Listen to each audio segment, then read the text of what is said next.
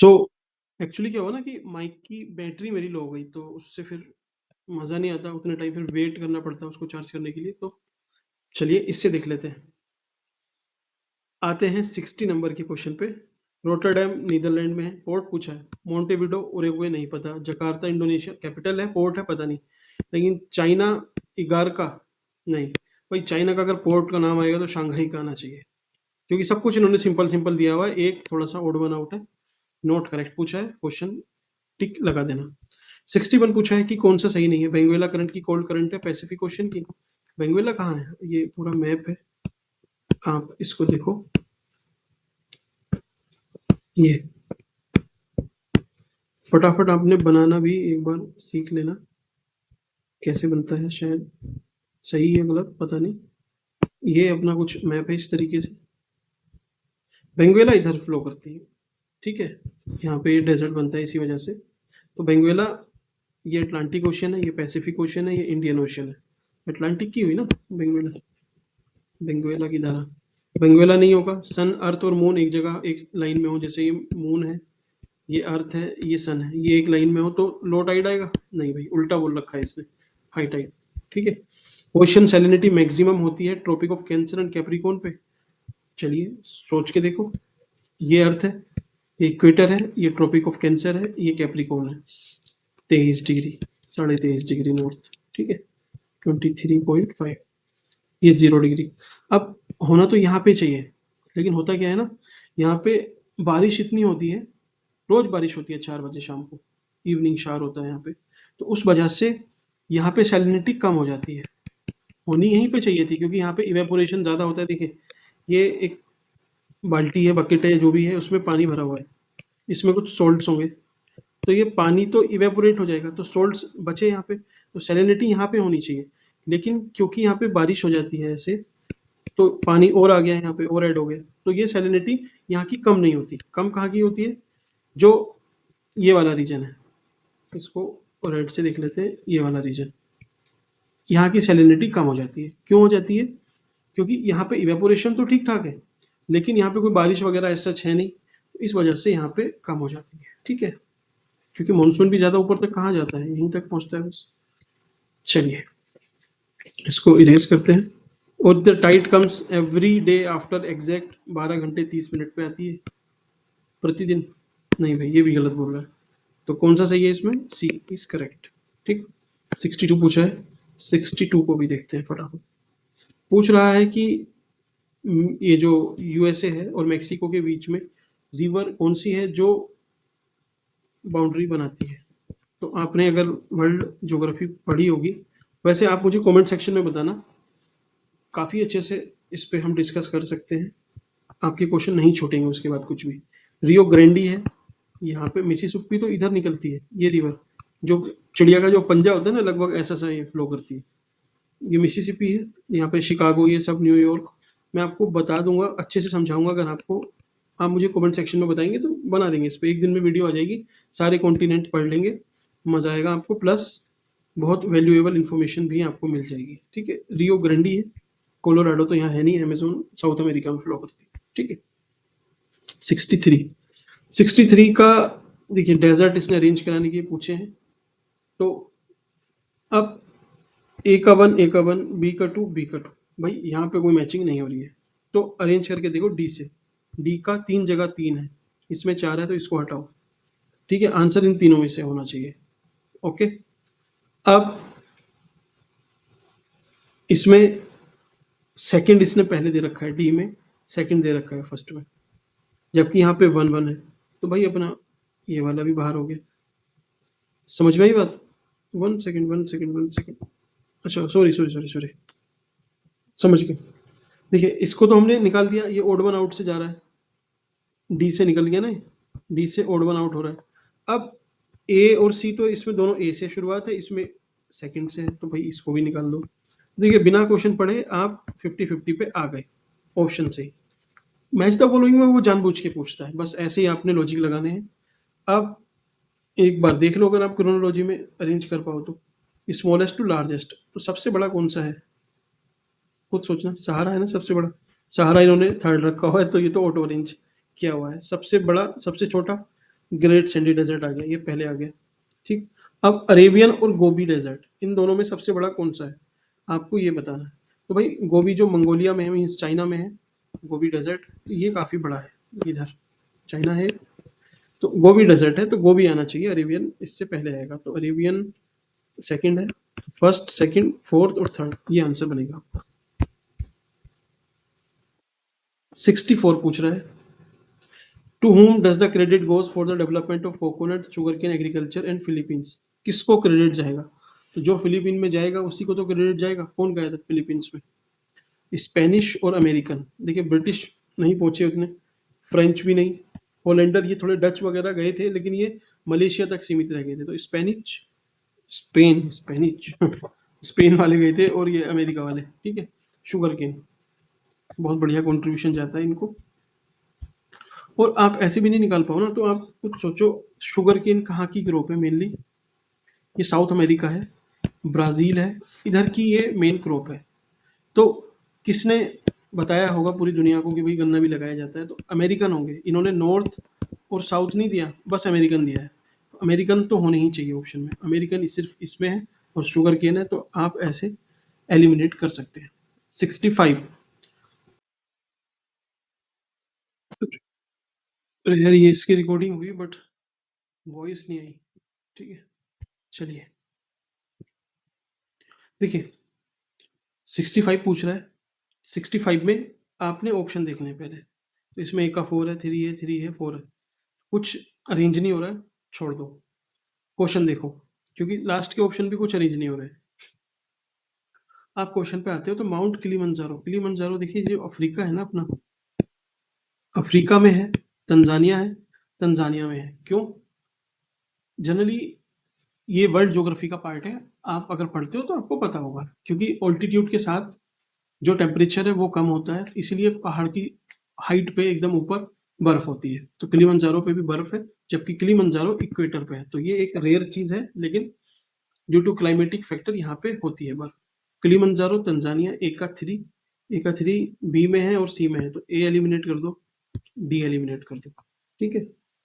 D का to, ये जो डी है इसका टू तो ऑटो अरेंज हो गया, डी का टू अल्जीरिया में होगा, ठीक। अब बचा स्टेनले, मोरक्को में है या युगांडा में, इसको आपने सोचना है, मोरक्को या युगांडा, सी का 4 है या 1 है, सी का 4 है या 1 है, सी का 4 है या 1 है, तो भाई सी का 1 मोरक्को, पता नहीं, युगांडा, स्टेनले एक रिजर्वायर है, नहीं पता, तो मुझे, चलिए आपको इसका मतलब वर्ल्ड ज्योग्राफी पढ़ानी ही पड़ेगी, पता है तो आप टिक मार देना, आंसर इसका है बी, लेकिन अगर आपको नहीं पता तो आप मुझे बताना, मैं आपको वर्ल्ड ज्योग्राफी पढ़ाऊंगा, जो रिलीवेंट है, जैसे पढ़ी जाती है वैसे पढ़ाऊंगा, क्योंकि शायद आपने अगर पढ़ी है और ये लगा पा रहे हो तो ठीक है, पढ़ के नहीं लगा पा रहे हो दैट मीन्स फिर आपकी वर्ल्ड ज्योग्राफी की थोड़ी सी अंडरस्टैंडिंग कहीं लैक कर रही है, ये क्वेश्चन आपका बनना चाहिए था। 66 पे आते हैं, ठीक है। लेक और कंट्री मैच करने के लिए पूछिए, कौन सी करेक्टली मैच नहीं है, ये पूछ रहा है।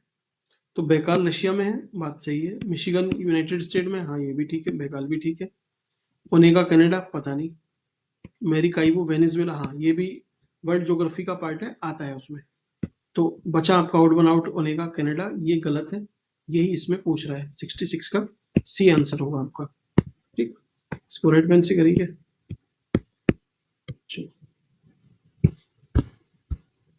अब अल नीनो का पूछ रहा है, El Nino involves appearance of warm current off the coast of Peru in the eastern Pacific, फिर सेकंड में पूछा है, this warm current increase the temperature of water on the Peruvian coast by 10 degree Celsius, thereby increasing the amount of plankton in the sea, ऐसे कुछ करके पूछ रहा है।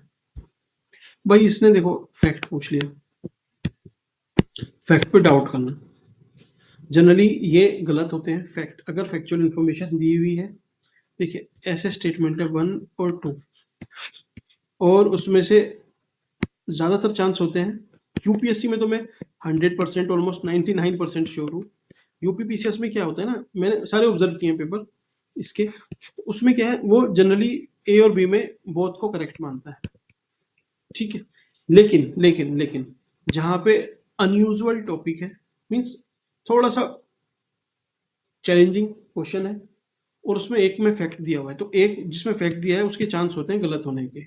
अगर एक गलत है तो दूसरा ऑटोमेटिक सही हो जाता है। ऐसा कुछ पैटर्न फॉलो होता है। विद टाइम आपको मैं बताऊंगा। अल नीनो वैसे आपको पता होना चाहिए क्या है अल नीनो। नेक्स्ट क्वेश्चन आता है अपना 68। ठीक है, 68 में क्या पूछ रहा है कि दक्षिण गोलार्ध में हवा की बाईं ओर विक्षेपित होने का कारण क्या है। मीन्स सदर्न हेमिस्फीयर में डिफ्लेक्ट टुवर्ड लेफ्ट क्यों होती है, लेफ्ट की तरफ क्यों डिफ्लेक्ट होती है सदर्न हेमिस्फीयर में। तो भाई सदर्न में है और नदर्न में है, विंड जो डिफ्लेक्ट होती है वो कोरियोलिस फोर्स की वजह से हो रही है। कोरियोलिस फोर्स क्या है कि कोई भी चीज, ये देखिए सरफेस है, सरफेस से ऊपर, सरफेस से नहीं होनी चाहिए, सरफेस के ऊपर होनी चाहिए, इस पे कोरियोलिस फोर्स एक्ट करती है जो नॉर्दर्न हेमिस्फीयर में टुवर्ड राइट डिफ्लेक्ट कर देती है और सदर्न हेमिस्फीयर में टुवर्ड लेफ्ट। ठीक, आपको ये पता होना चाहिए था एटलीस्ट, ये आंसर आपको आना चाहिए था। इजी क्वेश्चन है। 69 अब देखिए तो फटाफट जल्दी जल्दी वन लाइनर क्वेश्चन आ गए, इनको देखते हैं। 69 में largest coal producing centre of Ukraine, Donetsk, ये वर्ल्ड ज्योग्राफी का पार्ट है, आपको पता होना चाहिए। Again I repeat, world geography आपको अगर पढ़नी है तो मुझे एक बार बता देना। विद करंट अफेयर इस पे हम ले आएंगे, क्योंकि देखिए मैं इसलिए नहीं लेके आ रहा क्योंकि एक दो बच्चों को अगर ये चाहिए तो फिर उसको बनाने में जितना एफर्ट लगते हैं और उसको फिर उतने लोग नहीं देखे हैं, उन तक नहीं पहुंचे, तो फिर डिमोटिवेशन होता है। तो एटलीस्ट ज़्यादा बच्चों की डिमांड आएगी तो उसको बना लेंगे। ठीक है, चलिए 70। माउंट न्यूमैन किस चीज़ के लिए फेमस है। वन सेकेंड, नोटिफिकेशन हम साइलेंट करते हैं। तो माउंट न्यूमैन क्वेश्चन पूछा गया है, famous for which of the following minerals. अब ये आपको पता है तो ठीक है, नहीं तो छोड़ो, इसको स्किप करो। वर्ल्ड ज्योग्राफी में पूछा जाएगा, आता है, जो इवन मेरे पास कंटेंट है उसमें ये है, इंक्लूडेड है, लेकिन मैं मान के नहीं चलता कि आपको पता होगा। नहीं पता है तो इसमें डिमोटिवेट मत होना, ये क्वेश्चन हो सकता है, ठीक है, आप नहीं कर पा रहे हो तो कोई दिक्कत नहीं है। 71 अमृत भारत स्टेशन स्कीम में उत्तर प्रदेश के कितने रेलवे स्टेशन, ये देखिए ये काफी उस टाइम पे न्यूज में था। करंट अफेयर की जो ई दृष्टि आती है ना, ई दृष्टि, उसमें ये क्वेश्चन था, पूर्वावलोकन जो घटना चक्र का है, हम डिस्कस करेंगे। तो इजी है, लेकिन पता है तभी इजी है, नहीं पता तो टफ है। तो आंसर इसका है 71 का डी। 149 थे, नहीं पता तो देखिए चैलेंजिंग है, पता है तो बहुत इजी है। ओके, चलिए 72 अगेन, ये करंट अफेयर का था दिसंबर 2022 का। तो इससे हम क्या कंक्लूड कर सकते हैं, कंक्लूजन अपना ये है कि अभी जब ई दृष्टि आएगी ना तो उसमें हमें ये जो ऐसी एक्सरसाइज हुई है उसको देखना है, उनका वैल्यू देखना है कि कहाँ पे हुई थी। इसका उस टाइम पे आंसर तो जो भी था बी था, राजस्थान था, लेकिन फिर भी इससे कुछ आपके लिए खास हेल्पफुल ये नहीं है। ये अगेन करंट का क्वेश्चन है, सोशल प्रोग्रेस इंडेक्स पूछिए। ठीक है, 3 पोजीशन पूछिए। अब वो देखिए एक नहीं पूछता, पहले फर्स्ट वाली और लास्ट वाली लोग रटते थे, अब वो क्रोनोलॉजी में पूछता है कि शुरू की 3 बता दो। तो ये तो जिसने पढ़ा है सही से वही लगा पाएगा। लेकिन इससे हम निकालेंगे क्या कंक्लूजन कि अभी जो घटना चक्र आने वाली है 25 को आ जाएगी, उसको हम इसी के हिसाब से करेंगे। ठीक है, ताकि आपका क्वेश्चन छूटने ना पाए कोई भी। 74 पे आते हैं, आंसर उस टाइम पे बताऊं मैं, चलिए ए 73 का ए था। 74 निसार सैटेलाइट, नासा और ISRO, NASA ISRO synthetic aperture radar Nisar. तो नासा और इसरो कहाँ है, आंसर ए है इसका। ठीक है, सी पे क्यों टिक हुआ है, 74 का ए है, ए होना चाहिए, ए ही है। 75 union budget 2023-24, skill India international centre are to be set up across different state to skill youth for international opportunity. तो कितने बनाए जाएंगे, ये क्वेश्चन था, क्वेश्चन टफ था, लेकिन इस बार का बजट देख के चलेंगे इसी हिसाब से, ताकि आपका क्वेश्चन भी गलत नहीं हो। 75 का बी है, 30 सेंटर बनाने की बात थी। अब एक नोबल पूछिए, all the lives we never live which receive the Sahitya Akademi award. तो साहित्य अकेडमी अवार्ड 2023 वाले देखने हैं। ठीक है, किस किस नोबल को क्या मिला उसके बारे में जानकारी होनी चाहिए, क्वेश्चन पूछ रहा है तो हमें आंसर इसका पता होना चाहिए। उस टाइम पे तो अनुराधा रॉय थे, लेकिन रॉय थी, लेकिन ठीक है, इस बार हम ध्यान रखेंगे साहित्य अकेडमी पे। जनरली जो यूपी का पेपर दे रहे हैं उन्हें पता है, वो करके जाते हैं। आपको भी पता होना चाहिए, नहीं पता तो टेंशन मत लेना, आप मुझ पे छोड़ देना। करंट आपका ऐसा हो जाएगा कि आपके क्वेश्चन नहीं छूटने वाले। 77 पूछा है, कौन सा स्टेटमेंट चाहिए? Lithium inferred resource have been found in Reasi district of Jammu and Kashmir. बहुत न्यूज में था, करंट अफेयर का क्वेश्चन था, अभी नहीं आता, कोई दिक्कत नहीं, उस टाइम पे न्यूज में था। ठीक। इंडिया मोस्ट डिपेंडेंट है इन सब पे, हाँ ठीक है, दोनों से। देखिए ये फिर करंट अफेयर का है, फरवरी 2023 का। हेलीकॉप्टर मैन्युफैक्चरिंग कहाँ कहाँ क्या क्या होने वाला है, तो इसका तुमकुरू कर्नाटक था, उस टाइम पे न्यूज में था, करंट अफेयर का क्वेश्चन था। नाटू, नाटू किसने कंपोज किया? तो राजमौली का नाम जनरली आप देख के टिक कर दो कि ये नहीं थे, ये कीरावानी थे, एम कीरावानी। ठीक है। 79 का बी। 80 का इंडियन बायोलॉजिकल डेटा सेंटर कहाँ बनाया जाएगा स्टेट में? तो थोड़ा सोचो। Biological data centre Haryana, UP, Punjab, Gujarat. तो बायोलॉजिकल डेटा सेंटर न्यूज में ही था। करंट अफेयर क्या है, मैं इसको आपको ऐसे बताना नहीं चाह रहा आंसर, लेकिन फिर भी क्या करें, कुछ बच्चों को इसके आंसर चाहिए, इस वजह से मैं बोल रहा हूँ।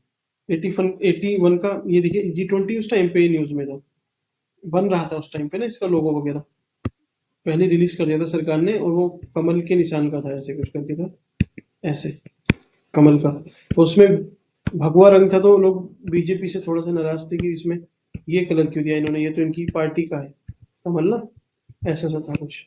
ठीक है। तो इस वजह से न्यूज में था। आप बोलोगे इसमें आंसर, आप इसमें ट्रिक क्या है, लॉजिक क्या है? भाई करंट अफेयर में फालतू में लॉजिक क्या लगाना, वो सिंपल क्वेश्चन रखा हुआ है वैक्सीन में, वहां से उठा के पूछ रहा है, उसमें क्यों लॉजिक लगाना जब सीधा सा क्वेश्चन है? तो इसलिए हर जगह पे आप लॉजिक के पीछे मत जाना।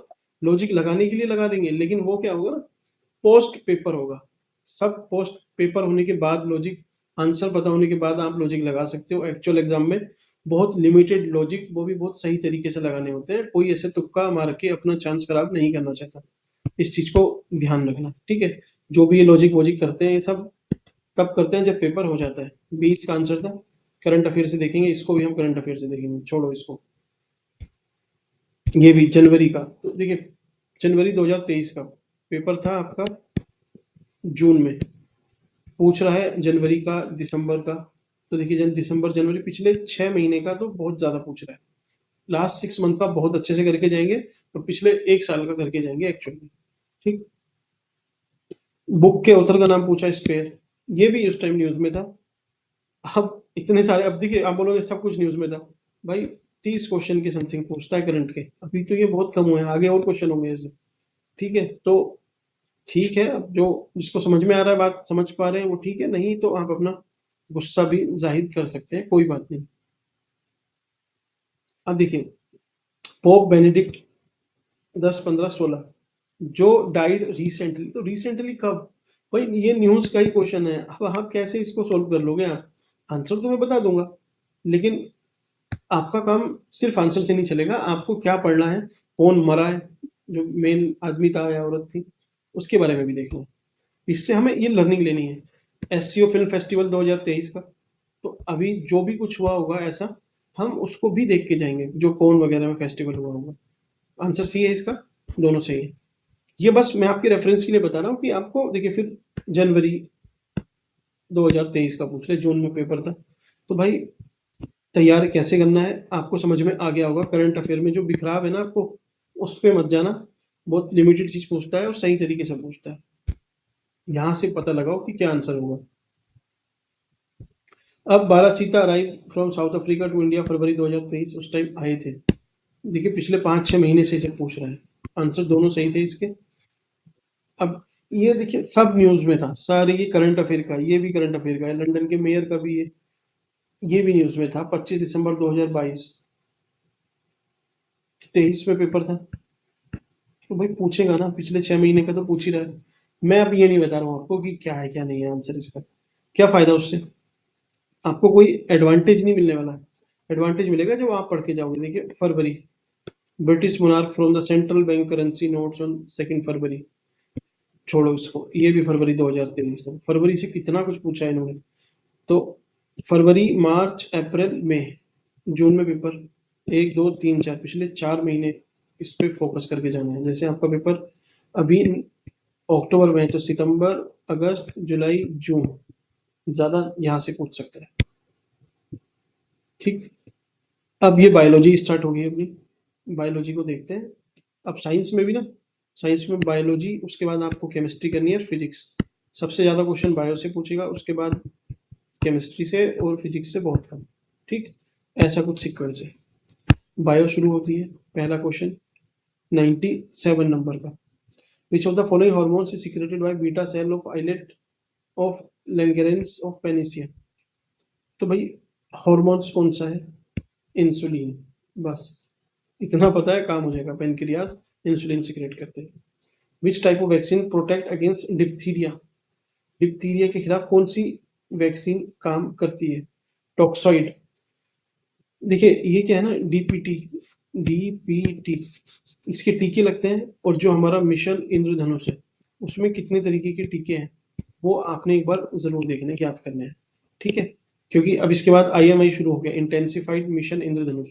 इसमें शायद 12 टीके हैं, 12 की 12 बीमारियों के नाम याद रखने हैं आपने, बाय हार्ट रट लेना।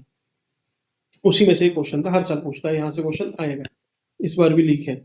एमआरएनए वैक्सीन यूज्ड अगेंस्ट कोविड-19 इन्फेक्शन, कौन सी थी इसमें से? एमआरएनए न्यूज में थी उस टाइम पे, मॉडर्ना की थी। ठीक है। 100 नंबर का क्वेश्चन है कि जो मोस्ट इंपोर्टेंट फैक्टर है for the loss of biodiversity कौन सा है? तो बायोडाइवर्सिटी पे कोई क्वेश्चन आए ना आपसे पूछे, तो मेंस में जब पूछे HIPPO, एच से आता है हैबिटाट डिस्ट्रक्शन, उसका जो हैबिटाट है वो खत्म कर देना। आई से आता है इन्वेजिव एलियन स्पेसीज, जो प्रजाति है बाहर वाली, उनसे बायोडाइवर्सिटी को खतरा होता है। फिर आता है पोल्यूशन, पोल्यूशन से होता है। फिर होता है पोचिंग से, शिकार से। और फिर ओवर ग्रेजिंग से या ओवर एक्सप्लॉइटेशन ऑफ रिसोर्स से। तो पहला क्या है? Habitat, destruction of natural habitat, answer यही है इसका। ठीक। 101। जाइलम का काम क्या होता है बताओ? ये तो पता होगा सबको। जाइलम मतलब पानी। ठीक है। फाइलम मतलब फूड, फल। ठीक है। जाइलम ट्रांसपोर्टिंग पानी, 101 का ए। ठीक। Non conventional source of those energy that are, मतलब गैर परंपरागत ऊर्जा स्रोत वे होते हैं जो रिन्यूएबल हो सकता है। हीट से प्रोड्यूस होते हैं? नहीं। इलेक्ट्रिसिटी से? नहीं। नॉन रिन्यूएबल हो? सोचो, आप आराम से बैठ के सोचो कौन सा होगा। रिन्यूएबल ही होगा ऑब्वियस है। बायोलॉजिकल ऑक्सीजन डिमांड, ये किसके लिए है? इसको आपने इन्वायरमेंट में पता होना चाहिए। नहीं पता तो भाई आप अपना इन्वायरमेंट थोड़ा सा दुरुस्त करो। आंसर पोल्यूशन ऐसे इन द एक्वेटिक इकोसिस्टम। ये क्या होता है ना कि यहाँ पे कुछ कचरा है, ठीक, तो इसको कुछ बैक्टीरिया वगैरह खाते हैं पानी में। तो अब एक ये वाटर बॉडीज है, ठीक है, यहाँ पे कचरा कम है, बस इतना ही कचरा है। इसको रेड पेन से देखते हैं, बस इतना ही कचरा है। तो यहाँ पे 8 10 50 बैक्टीरिया थोड़ा सा खा जाएंगे, पूरे को खा जाएंगे। तो उनको जो ऑक्सीजन तो लेंगे ना ये, जितने बैक्टीरिया वगैरह, तो इनको ऑक्सीजन कम लगेगी। वहीं पे अगर ये एक वाटर बॉडीज है और इसमें ज़्यादा है, कचरा ज़्यादा है, तो इसको ऑक्सीजन भी ज़्यादा लगेगी इसको डिसइंटीग्रेट करने के लिए। तो इसकी डिमांड बीओडी जो होती है वो बढ़ जाती है। इसकी बायोलॉजिकल ऑक्सीजन डिमांड कम रहती है। ठीक। अब आप इसको रिलेट कर लोगे। 104।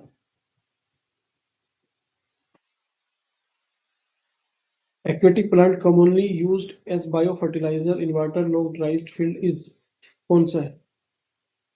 तो आपको पता है तो ठीक है, अदरवाइज अजोला इसका आंसर। ठीक है, अजोला हुआ अपना। नेक्स्ट, लाफिंग गैस कौन सी है? अब इसमें ऑप्शन इतने इजी दिए हैं ना, CFC, मोनोऑक्साइड अमोनिया, ये नहीं है, निट्रस ऑक्साइड है। N2O NO2 इसमें देता तब तो कंफ्यूजन होता, निट्रस ऑक्साइड इसने दे दिया, तो लाफिंग गैस इसी को बोलते हैं। There is no doubt about it. Seaweed are important source of, जो समुद्री शैवाल हैं वो किस चीज का महत्वपूर्ण स्रोत होते हैं? तो आप मुझे बताइएगा किस चीज का होते हैं। आपको अगर पता है तो ठीक है, नहीं पता तो भाई सी मतलब समुद्र। समुद्र क्या होता है? खारा। खारा क्यों होता है? क्योंकि उसमें सोल्ट होते हैं। सोल्ट कौन सा है? NaCl, MgCl। NaCl क्या है? ये नमक जिसको हम खाते हैं।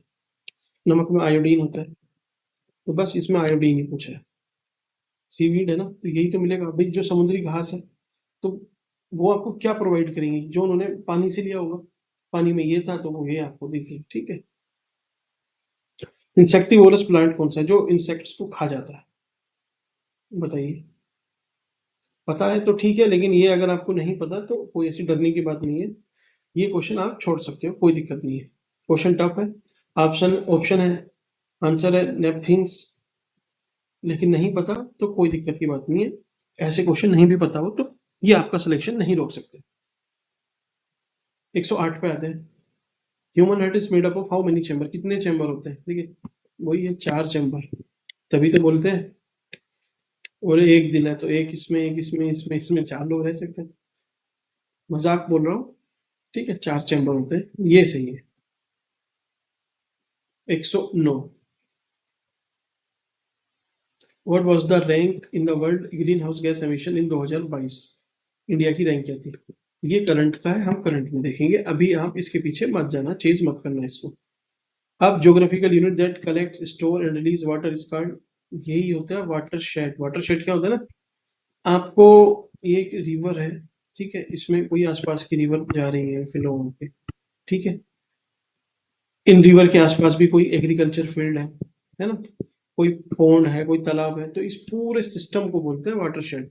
वाटर शेड छोटी चीज नहीं है, बहुत बड़ी चीज है। तभी तो हम वाटर शेड मैनेजमेंट बोलते हैं कि वाटर कोई नहीं करना, उसके आसपास की हर एक चीज को हमें ठीक करना है। तो वाटर शेड, ठीक है। 111, water pollution prevention control act कब पारित हुआ? तो ये आपको पता होना चाहिए। 1974 कुछ एक्ट है, जैसे 1972 8 एक्ट है मेन।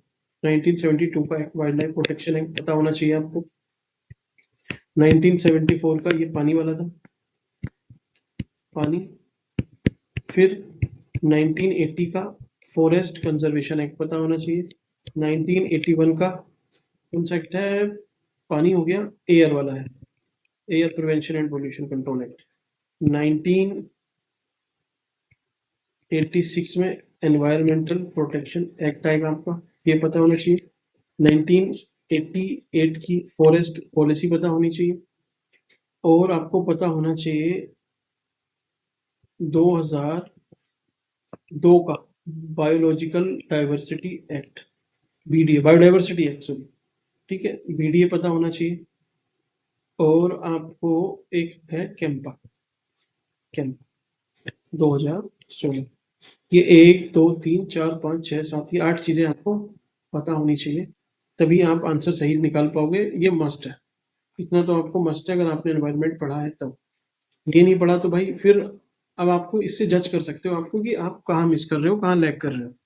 अदरवाइज आपको पता ही नहीं चलता। आप अननेसेसरी चीज के पीछे भागते रहते, जो नेसेसरी है उसको शायद छोड़ देते। Example of lotic ecosystem. Lotic का क्या है? देखिए, एक होता है लोक्टिक, लोटिक, और एक होता है लैंटिक। तो ये जो लोक्टिक है, इसको बोलते हैं फ्लोइंग, जो फ्लो कर रहा हो। तो इसको ऐसे लॉजिक समझना कुछ, ये जो ओ है और ये फ्लो का ओ है, जो फ्लो करती हुई चीज होगी वो लोक्टिक है, बाकी जो स्थायी होगी वो लैंटिक है। ठीक। फ्लो करती हुई चीज कौन सी है इसमें? स्वयं फ्लो करते हैं? नहीं। पौंड नहीं, मार्शी नहीं, रिवर बहती है, ये है। ठीक है, बाकी सब क्या हुए? लैंटिक। तो नेक्स्ट टाइम लैंटिक पे तैयार हो जाना, पौंड, मार्शी एरिया, स्वयंस। ठीक। 113, 113 पे वो पूछ रहा है कि national centre for marine biodiversity कहाँ पे सिचुएटेड है? ये आपने अगर एनवायरनमेंट पढ़ा है तो जामनगर का नाम आता है। बहुत काफी बार पूछा है, PYQs है, रिपीटेड है, कई बार पूछा है, तो इसमें ऐसी कुछ डरने की बात नहीं है, वहीं से उठाया गया है क्वेश्चन। ठीक है। 114, नेचुरल सिल्क, सिल्क कौन सी है इसमें से, जो इसमें से कॉन्स्टिट्यूट करता है? निम्नलिखित में से प्राकृतिक रेशम का एक घटक कौन सा है? Phosphorus, magnesium, potassium, nitrogen. अब देखिए, मैग्नीशियम, पोटेशियम, फॉस्फोरस, ये सब मिनरल्स हैं। नाइट्रोजन क्या है?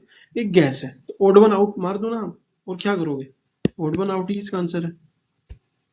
डेजर्ट ड्वेलिंग एनिमल, जो रेगिस्तान में आवास करने वाले जानवर कहलाते हैं। कौन कौन रहता है भाई रेगिस्तान में? सोचो जरा। एबोरियल, टेरिस्ट्रियल, फोसोरियल और ये आपको देखो, मैं बोलता हूँ हिंदी और इंग्लिश दोनों में पढ़ो। इंग्लिश में कुछ समझ नहीं आ रहा। रेगिस्तान, रेत में कौन रहता है? वृक्षवासी, वृक्ष तो वहां है ही नहीं, ये तो होंगे नहीं। स्थलवासी हो सकता है, बिल बना के रहने वाले पता नहीं, हो सकता है। मरुदिमद जानवर, मरुदिमद, मरुस्थली, डेजर्ट को मरुस्थली तो बोलते हैं। तो रेगिस्तान, मरुदिमद, यही आंसर होना चाहिए 115 का डी। 116, 116 पूछ रहा है। 116 में आपने क्या टिक करना है लॉजिकली, ठीक? तो आप खुद सोचो, ए का 4, बी, इसमें भी ए का 4, इसमें 3 है, इसमें 2 है, तो इन दोनों को निकाल दो। पहला काम आपको सिर्फ इतना करना है, क्वेश्चन पढ़ना नहीं है, सीधे नीचे आ जाना है, ठीक? अब देखिए, ए और बी में से आपने सेलेक्ट करना है। सी का 3 ऑटो अरेंज हो रहा है, सी का 3 ऑटो अरेंज है, ए का 4 अरेंज है। अब डेंगू वायरस से होता है या प्रोटोजोआ से होता है? डेंगू तो भैया क्या है, डेंगू वायरस ही तो चलता है। तो बी का आपका 1 होना चाहिए आंसर, 16 का बी, ठीक है? 116 का बी निकल गया आपका answer. Trophic level are formed by, पोषक स्तर बनते हैं किस चीज से? ऑर्गेनिज्म, प्लांट से, एनिमल से, carnivorous animal, only only only only, ये सब दिया हुआ है भाई। ओनली ये एकदम हार्श एक्सट्रीम वर्ड है, निकाल दो इसको। प्लांट्स को भी निकाल दो, कार्निवोरस एनिमल भी इसमें पूछा, इसको भी निकाल दो। तो organism link in food chain, खाद्य श्रृंखला में संबंध होने वाले ये पोषक स्तर बनाते हैं, ट्रॉपिक्स लेवल, ठीक है? अगला है 118, national park, genetic diversity is maintained by in situ. Ex situ क्या होता है? कि आप जो बोटेनिकल गार्डन वगैरह है कहीं पे जाके कंजर्व करते हो, जीन पूल है, ये एक्स सीटू है। In situ, national park, biosphere reserve, ये सब है, ठीक है? हंगुल डियर कहाँ पाई जाती है? हंगुल, हंगुल असम नहीं, सॉरी, जे एंड के। पता होगा हंगुल क्या है, कश्मीरी स्टैग है, यही तो है हंगुल। अच्छा, इनकी बहुत सारी प्रजाति हैं। ये जो हंगुल है ना, इसको बोलते हैं इंग्लिश में, इनको क्या बोलते हैं? इसी में जैसे नील गाय है, वो भी इसी की है। जो काला हिरन है सलमान खान वाला, वो भी इसी की प्रजाति है, ब्लैक बक जिसको बोलते हैं। जो मस्क डियर, ये डियर पियर जितने हैं ना, एंटीलोप, हाँ एंटीलोप बोलते हैं, एंटीलोप, इसकी 8 वेराइटी है। वो ही परेशान करती हैं, जैसे कहीं पे नीलगिरी थार है, अंगूल है, ये सब चीजें हैं, देखेंगे इसको भी। 120, इसमें से कौन सा बायोडिग्रेडेबल नहीं है? मतलब बाकी सब बायोडिग्रेडेबल हैं, इसमें से एक है जो बायोडिग्रेडेबल नहीं है। यूरिन को हो सकता है, डोमेस्टिक वेस्ट हो सकता है, फेशियल जो मल पदार्थ है वो हो सकता है, फिकल मैटर, पेस्टिसाइड हो सकता है। सोच के बताओ, थोड़ा पोज लो, सोचो भाई। डोमेस्टिक वेस्ट तो पहले सदियों से चला आ रहा है, बायोडिग्रेडेबल नहीं होता तो बहुत बवाल हो चुका होता। यूरिन, ये भी तो नेचुरली है, ये भी है। पेस्टिसाइड अभी हमने शुरू किया है थोड़े टाइम पहले से, ये दिक्कत है। यूनियन बजट का आउटले पूछा है 23-24 का, टफ क्वेश्चन है, लेकिन करंट का है तो ज्यादा टेंशन लेना नहीं, करंट की बजट इकोनॉमिक सर्वे में हो जाए। सब्सिडी था वैसे इसका। चलिए, अगला इसने अरेंज करने के लिए पूछा है, तो क्वेश्चन से नहीं, ऑप्शन से निकालना है, ठीक है? 122 नंबर का क्वेश्चन है, 1 सेकेंड, 122, ठीक। देखिए, इसमें ए का 3, 2, 1, 4 कुछ मैच नहीं हो रहा है, तो इससे तो मैच नहीं हो रहा है। डी से मैच करके देखते हैं, कुछ है क्या कॉमन? इसमें डी का 1 है, 4 है, 2 है, 2 है, तो इसको निकाल दो 1 को और 4 को, तो डी का 2 आपका आना चाहिए। अब आ जाओ ए वाले, डी का 2 हो गया, ये जो डी है इसका हो गया 2, माल्थस। अब जो डेमोग्राफिक ट्रांजिशन थ्योरी है ना, ये ऐसे याद करते हैं इसको, डी एन टी, मतलब डेमोग्राफिक ट्रांजिशन थ्योरी, नोटिस्टीन और थॉमसन ने दी थी। तो सी का थॉमसन, सी का 1 कहाँ है? सी का 1 यहाँ पे है। अच्छा, इसमें ये अरेंज कर रखा है, तो जो पता है वो तो इसने अरेंज कर दिया पहले से ही। ऑप्टिमम पॉपुलेशन थ्योरी ये किसने दी? ऑप्टिमम पॉपुलेशन थ्योरी किसकी है? तो ए का अपना क्या होना चाहिए, बस इसी को पता लगा लो। ए कीनन, ये जो एडवर्ड कीनन है ना, ऑप्टिमम पॉपुलेशन थ्योरी इनकी दी हुई है। तो ए का आपका 3 हो जाना चाहिए। आंसर इज ए, 122 का ए।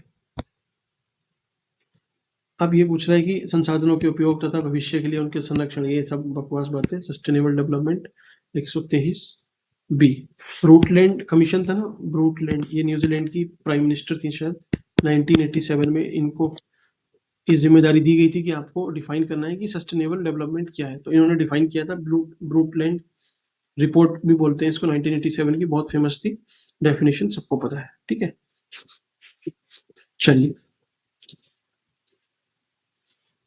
अब सस्टेनेबल डेवलपमेंट गोल का इन्होंने पूछा है, आपको 1 से 17 तक पता होने चाहिए। नहीं पता है तो आपकी मिस्टेक है। आप अपना 1-2 नंबर कटवाने के लिए तैयार रहना, और बाकी लोग इसको सही करके आएंगे तो आप कंपटीशन में पीछे हो जाओगे, ठीक है।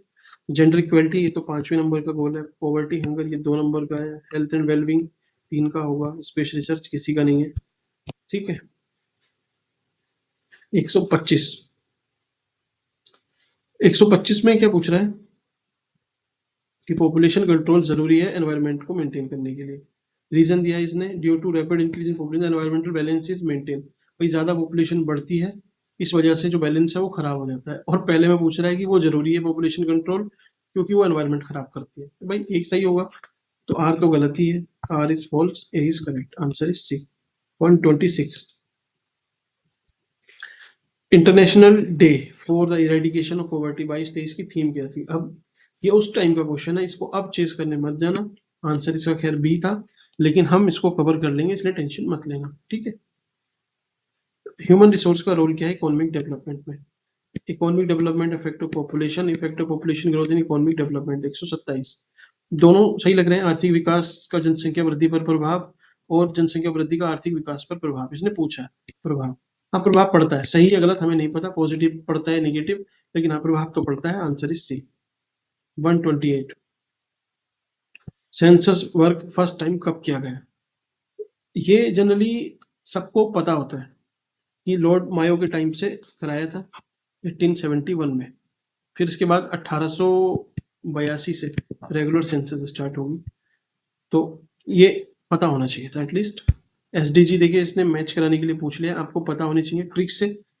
भाई ऑप्शन से तो आप कर ही सकते हो, लेकिन आपको ये पता होना चाहिए। ये नहीं पता था यार, फिर थोड़ा सा डाउट करो खुद पे, और डाउट नहीं करना है तो फटाफट याद कर लो अभी, ठीक है।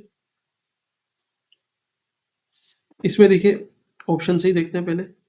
ए का 1 है, 2 है, 3 है, 3 है, तो 1 2 खत्म, 3 3 कॉमन है, बात है ये, ठीक। अब सी का 4 दोनों में दे रखा है, तो ये जो सी है ये तो 4 यहाँ आ गया। ए का 3, ए का 3 ये आ गया, ठीक। अब आपने लाइफ ऑन लैंड और क्लाइमेट एक्शन, तो 13 तो क्लाइमेट है, 13 क्लाइमेट, ये सही होना चाहिए। बी का फर्स्ट कहाँ पे? बी का फर्स्ट डी में, आंसर इज डी। 130, एक बुक है the challenge of world poverty, ये किसने लिखी? 130, ये गुनार मर्डल का कॉन्सेप्ट था, 1970s में, काफी फेमस थी। बहुत अच्छी बुक लिखी इन्होंने। मैं बताऊंगा, इन्होंने कुछ ऐसा कॉन्सेप्ट भी दिया था कि पहले जो थ्योरी चल रही थी ना रीजनल डेवलपमेंट की, कि भाई आसपास आप एक यहाँ पे इंडस्ट्री लगा दो, आसपास के जो भी, जो डॉक्टर हैं, जो इंजीनियर हैं, जो स्किल्ड मैन पावर है, जो टेक्नोलॉजी है, सब यहाँ आ जाए, इधर आ जाएगी, और ये इंडस्ट्रियल हब बन जाएगा। बात सही है, लेकिन इन्होंने, गुनार मर्डल ने क्या बोला कि इससे क्या हो ना, कि एक जब ग्रोथ पोल ये बनता है तो ये आसपास के जो क्षेत्र हैं उनको एकदम खाली कर देता है। सब लोग यहाँ जाते हैं, अच्छे अच्छे लोग, अच्छी अच्छी चीजें, तो जो रीजनल डेवलपमेंट है उसको बहुत हैम्पर करता है। जो क्षेत्रीय विकास है उसको बहुत बड़ी बाधा या क्षति पहुंचाता है, तो ये बहुत गलत है। ये इन्होंने बोला था। बात करेंगे इस पे, पॉवर्टी। तो पॉवर्टी इन्होंने बोला था, रीजनल पॉवर्टी इसी की वजह से भी होती है, ठीक है। आते हैं 131 पे, ये अच्छा, चलिए ठीक है। जननी सुरक्षा योजना, इसका मेन मोटो क्या था? कि केवल मातृ मृत्यु दर को कम करना, या केवल बच्चे की मृत्यु को कम करना, या इन्फेंट को, या बच्चा और जच्चा बच्चा दोनों के लिए? तो आप खुद सोचो। गांव में लिखा भी रहता है, शहर में लिखा रहता है जच्चा बच्चा केंद्र। तो माँ और जो नवजात है दोनों की मृत्यु को कम करने का इसका उद्देश्य था। ठीक है। एजेंडा 21 रियो का 21 और 1992 का, इससे रिलेटेड है सस्टेनेबल डेवलपमेंट से। ओके। क्योंकि ब्रूटलैंड कमीशन की रिपोर्ट आई थी 1972 में, फिर इन्होंने बोला कि इसके लिए हम कुछ करेंगे, तो 1992 में रियो में कॉन्फ्रेंस हुई जिसमें 3 चीजें निकल के आई थी। एक थी UNCCD, जिसकी कन्वेंशन आज भी चलती है, पेरिस का आपने नाम सुना होगा, पेरिस कन्वेंशन। फिर थी दूसरी UNCCD, कॉम्बैट डेजर्टिफिकेशन। और एक थी ये एजेंडा 21। ठीक। एजेंडा 21 पे इन्होंने पूछ लिया। चलिए 133 पे आते हैं।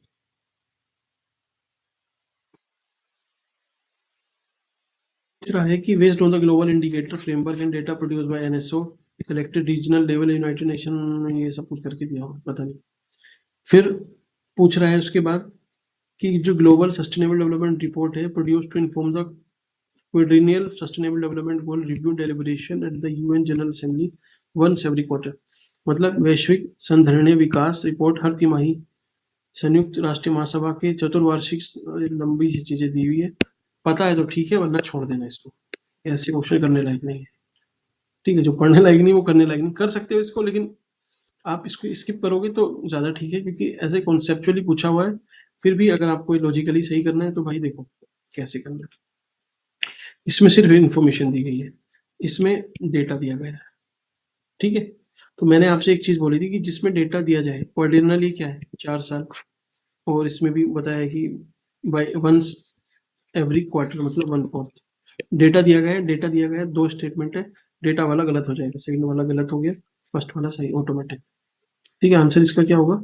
133 का ए ही है आंसर। ठीक है। अब ये HDI के बारे में पूछा, नहीं करेंगे, हम देखेंगे ई दृष्टि से, वो भी घटना चक्र पूर्वावलोकन वाले। ठीक है। 135 पूछ रहा है, natural resource should be use to present generation if there is, ये सब करके इसको क्या बोलेंगे? तो अगेन इसने रिपीट कर दिया क्वेश्चन, सस्टेनेबल डेवलपमेंट की फिर से डेफिनेशन पूछ ली। PM गति शक्ति स्कीम के बारे में पूछ रहा है कि कब लॉन्च की गई, तो इसके बारे में पता होना चाहिए। प्लान लॉन्च्ड इन 2022, 136 का। सोचो एक बार। पूछ रहा है करेक्ट। देखिए इसमें इंफॉर्मेशन है, इसमें एक फैक्ट दिया हुआ है, फैक्ट मैं बोलता हूँ गलत है, और दूसरे में इंफॉर्मेशन है तो वो सही हो जाएगा। आंसर इसका 2 होना चाहिए। 136 का बी।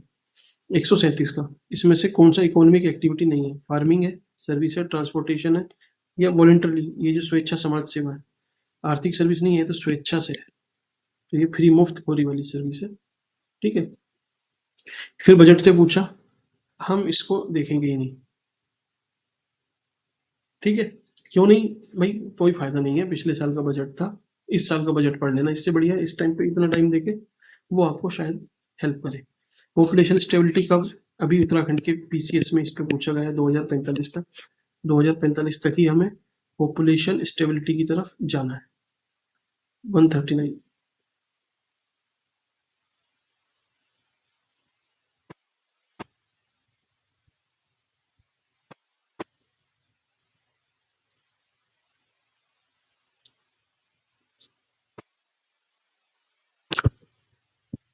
भारत में जनसंख्या स्थिति की नक्शे की समस्या निर्धारित किया गया। अब यार ये थोड़ा सा एम्बिगुअस है।